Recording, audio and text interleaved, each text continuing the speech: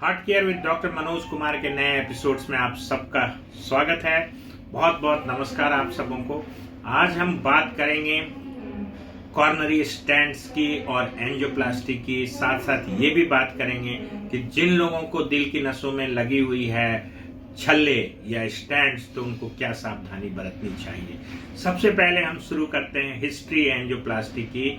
तो एंजियोप्लास्टी आज के डेट में कार्डियोलॉजी में, क्या कहिए, तमाम मेडिकल साइंस में बहुत ही फ्रीक्वेंटली किए जाने वाला इंटरवेंशन है या एक ऑपरेशन है, जो कि हम लोग हार्ट अटैक से लेके एंजाइना तक में करते हैं। जब नसों में ब्लॉकेज आती है तो उसको एंजियोप्लास्टी करते हैं, और दोबारा ब्लॉकेज न आए इसके लिए एक स्टेंट्स का भी वहां पे डिप्लॉयमेंट करते हैं। तो इसकी हिस्ट्री जानिए कि एंड्रियस ग्रुंथजिक जो थे वो थे पायनियर इस एंजियोप्लास्टी के।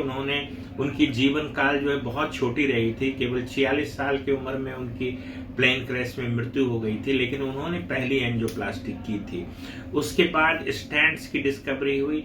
स्टेंट्स एक डेंटिस्ट के नाम से, चार्ल्स स्टेंट के नाम से स्टेंट आया। स्टेंट शुरू में सिर्फ बेयर मेटल स्टेंट्स होता था, या कहिए कि एक मेटल का छल्ला होता था। जैसे आप पेन में जो स्प्रिंग डालते हैं उसी तरह का एक स्ट्रक्चर होता था, उसमें कोई दवाई नहीं लगी रहती थी। तो इसमें जो दोबारा ब्लॉकेज आने की संभावना थी वो करीब करीब 25 से 30% होती थी। इवन स्टेनलेस स्टील के स्टैंड्स आए, कोबाल्ट क्रोमियम के स्टैंड्स आए जिनमें दवाई नहीं लगा हुआ था, उसमें रीस्टोसिस या दोबारा ब्लॉकेज होने की संभावना बहुत हाई थी, तो इसलिए बहुत एक्सेप्टेबल नहीं हुआ था। बट आज के डेट में स्टैंटिंग और एंजियोप्लास्टी कॉमनेस्ट हार्ट से रिलेटेड प्रोसीजर्स है जो कि किया जाता है वर्ल्ड वाइड। तो स्टेंट्स की जो इवोल्यूशन हुई, डेवलपमेंट हुई, उसमें पहले दवा आई सिरोलिमस जो है वहां पे दोबारा चर्बी और मांस जमने को रोकता था, वहां पे इन्फ्लामेशन को रोकता था। लेकिन उसमें देखा गया कि वहां पे क्लॉट बनने की संभावना बहुत देर तक परसिस्ट करती थी, क्योंकि ये वेसल या ब्लड वेसल्स जो नसें हैं उसके वॉल की हीलिंग को भी रोकता था, और स्टेंट्स के ऊपर जो एंडोथेलियम की लाइनिंग बनती है उसको भी रोकता था। फिर ड्रग में एडवांसमेंट आई, पॉलीमर्स के साथ ड्रग्स आ रहे थे, पॉलीमर्स के भी कुछ अपने इफेक्ट थे। फिर नए ड्रग्स आए, एवरोलिमस एंड जोटारालिमस, जिसने भी इस तरह के स्टैंड्स को कोट करके इन ड्रग से दिया, वहां भी दोबारा ब्लॉकेज आने की संभावना बहुत कम रही। और लेट स्टैंड थ्रोम्बोसिस, मतलब कि देर से स्टैंड पे क्लॉट बनने की जो प्रक्रिया थी वो भी इन स्टैंड्स के साथ कम हुई।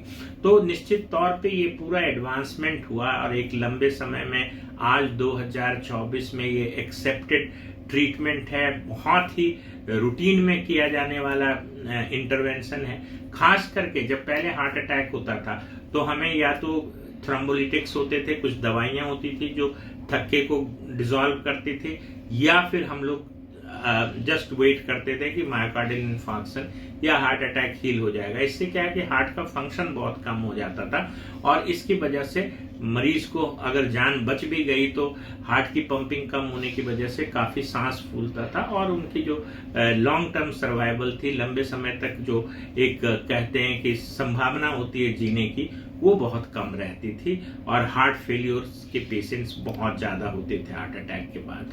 जब से ये प्राइमरी एंजियोप्लास्टी का मतलब होता है एंजियोप्लास्टी हार्ट अटैक के दौरान की गई हो, उसमें ये देखा गया कि जो नस जो कंप्लीटली ब्लॉक हो जाती है, जिसके वजह से हार्ट की मसल्स को सप्लाई मिलना बंद हो जाता है, उसको अगर आप वायर क्रॉस करके बैलून से खोल के वहां पे स्टेंट लगा देते हैं तो वो आप नजर से देखते हैं, आप एक्सरे में देखते हैं कि वो जो बंद आर्टरी थी वो खुल गई। तो ये सबसे बेहतर इलाज है हार्ट अटैक का। तो हार्ट अटैक के साथ तो इसका संबंध बना, क्योंकि प्राइमरी एंजियोप्लास्टी जो है वो भी गोल्ड स्टैंडर्ड ट्रीटमेंट है हार्ट अटैक का। इसी तरीके से जो और पेशेंट्स जिनको एंजाइना है या जिनको क्रिटिकल ब्लॉकेज है कॉर्नरी आर्टरी में, उसको भी बैलूनिंग और स्टेंटिंग से ठीक किया जा सकता है। बट यहाँ पे जो मैं दर्शकों को ये बताना चाहता हूँ कि अगर आपको स्टेंट्स लगे हुए हैं तो आपको क्या क्या सावधानियां बरतनी है। सबसे इंपॉर्टेंट दो चीजें हैं कि एक तो हम लोग स्टेंट्स लगाने के बाद एंटीप्लेटलेट्स जैसे डिस्प्रिन, एस्प्रिन देते हैं, और कोई भी एक दूसरा एंटीप्लेटलेट्स देते हैं, जैसे क्लोपिडोग्रेल है, टेकाग्रेलर है, प्रासुग्रेल है। ये 2 दवाइयां आपको साल भर खानी होती है, क्योंकि ये स्टैंड के पोजीशन पे क्लॉट बनने को रोकता है। तो सबसे पहला इंपॉर्टेंट है कि आप जो खून पतला करने की दवाई जो आपको डॉक्टर लिखते हैं एंटीप्लेटलेट्स, उसको किसी भी हालत में बंद नहीं करें। दूसरी चीज की जो स्टैटिन से कोलेस्ट्रॉल की जो दवा हम लोग देते हैं वो हाई डोज में देते हैं, ताकि जो आसपास प्लाक है और जहां पे आपने स्टेंट लगाया है वहां पे प्लाक स्टेबलाइजेशन हो। इस तरीके से एटोरवास्टैटिन 80 मिलीग्राम, रोजुवास्टैटिन 40 मिलीग्राम, जो कि बहुत हाई डोज होता है, तो ये एंजियोप्लास्टी के बाद प्रेस्क्राइब होती है। इसलिए कभी भी इसके डोज को बहुत कम ना करें, क्योंकि दोबारा रेकरेंस ऑफ इवेंट होने का ज्यादा चांसेस रहता है। तीसरी इंपॉर्टेंट चीज है कि जिन लोगों को स्टेंट लगा है, खास करके जिनको हार्ट अटैक के दौरान स्टेंट लगा है, उनकी जो मसल्स पावर है या इजेक्शन फ्रैक्शन है वो थोड़े दिनों तक धीरे धीरे रिकवर करती है। एक नई दवा आई है जिसको आर्नी बोलते हैं, उससे भी हार्ट की जो फंक्शन है वो इम्प्रूव होती है, तो वो दवाई भी प्रेस्क्राइब की जाती है, उसको जरूर खाएं। दूसरी चीज कि हार्ट अटैक के दौरान एंजियोप्लास्टी और ऐसे इलेक्टिव एंजियोप्लास्टी आप एंजाइना के लिए करने जा रहे हैं, तो उसमें भी समय है। बहुत लोग हैं कि तुरंत ही दौड़ना भागना शुरू कर देते हैं हार्ट अटैक के बाद। हार्ट अटैक को हील करने में कम से कम 3 वीक्स लगता है, वहां पे सख्त हो जाती है मसल्स, फाइब्रोसिस बोलते हैं। तो इसलिए 3 हफ्ते की सावधानी आपको हार्ट अटैक के दौरान बरतनी है, जबकि आप इलेक्टिव केसेस में मोबिलाइजेशन आप 2 दिन 3 दिन के बाद से भी मोबिलाइज कर सकते हो। बट स्टेंट थ्रोम्बोसिस एक बहुत ही खतरनाक साइड इफेक्ट्स है, जो कि 2%, 1 से 2% लोगों में होता है, या फिर जिन्होंने एंटीप्लेटलेट दवाई छोड़ देती है। इसलिए मेरी चेतावनी है कि आप लोग अगर स्टेंट्स यूज किए हुए हैं, हार्ट में स्टेंट्स डला है, तो कभी भी एंटीप्लेटलेट्स बिना डॉक्टर से पूछे हुए बंद नहीं करेंगे।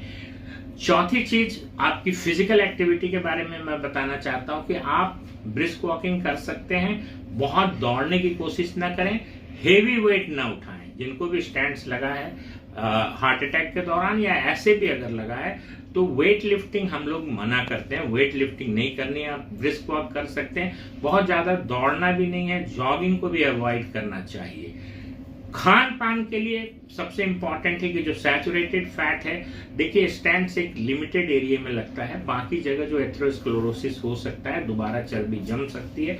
इसलिए आपको दवाइयों के साथ अपने खान पान पे बहुत ध्यान रखना है। खान पान पे ध्यान रखने का मतलब है कि आपको सैचुरेटेड फैट नहीं लेना है, आपको पॉली अनसैचुरेटेड फैट लेना है, कार्बोहाइड्रेट संतुलित आहार लें, कार्बोहाइड्रेट की भी बहुत ज्यादा प्रचुरता नहीं होनी चाहिए, protein diet, green leafy vegetables, और साथ में बहुत बार क्या होता है डाइटिशियंस एंटीप्लेटलेट्स के साथ बंद कर देते हैं ग्रीन लीफी वेजिटेबल्स, उसको खाना है, नट्स आप खा सकते हैं। ये तो खान पान पे हुआ।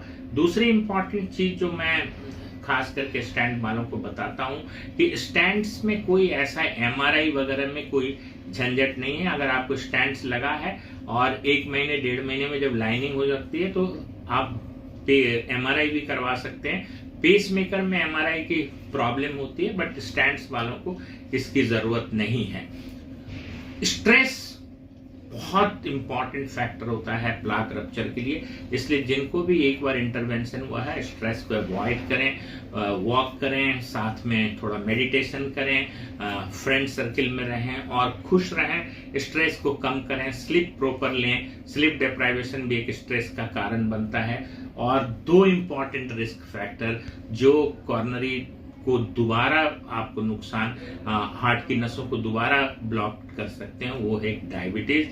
डायबिटीज में अपना शुगर कंट्रोल रखें, और जो भी डायबिटीज वाले पेशेंट्स हैं उनको डिस्लिपिडीमिया या कोलेस्ट्रॉल की एबनॉर्मलिटी होती है, तो वैसे लोगों को स्टैटिन्स पे रहना चाहिए। डायबिटीज को कंट्रोल रखना है, ब्लड प्रेशर को कंट्रोल रखना है, तब आपका स्टैंड्स लंबे समय तक चलता रहेगा। किसी भी तरह की अगर दोबारा सिम्टम्स होती है चलने फिरने पे, तो अपने कार्डियोलॉजिस्ट से मिलें। धन्यवाद।